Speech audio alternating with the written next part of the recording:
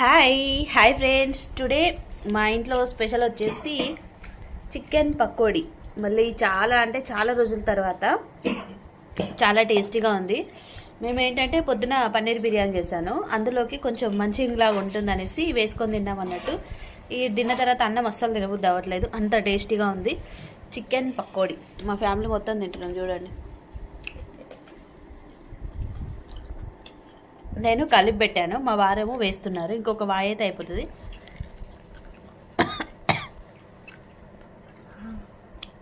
Super టేస్టీగా ఉంది. చాలా సింపుల్గా వేసుకోవచ్చు. ఉప్పు, కారం, మసాలా పొడి, కొంచెం రైస్ ఫ్లోర్ వేసి, లేకుంటే కార్న్ ఫ్లోర్ కూడా వేసుకోవచ్చు. ఏదైనా వేసుకున్నా టేస్ట్ ఉంటుంది. మెల్ల పక్కబడి సన్న పడింది ఇలా వెతికి. సో ఫ్రెండ్స్, ఒకసారి బ్యాక్ కెమెరా పెట్టి కూడా చూపిస్తాను ఎంత క్రిస్పీగా ఉంది ఏంటి అనేది. టేస్ట్ అయితే సూపర్ ఉంది కదా రవి? వర్షు ఎట్లుంది గౌడ్ సార్? నేనే వేసాను, మా వారే కలిపి పెడుతున్నారు. సారీ, కలిపి పెట్టి వేశారు ముక్కుట్లో. మళ్ళీ చాలా రోజుల తర్వాత అండి చికెన్ పకోడీ. 1 year చాలా సంవత్సరాల తర్వాత కాదు, రోజుల తర్వాత. టేస్ట్ చాలా బాగుంది. సో ఫ్రెండ్స్, మీరేం స్నాక్స్ చేసుకుంటున్నారు అనేది కమెంట్ చేయండి.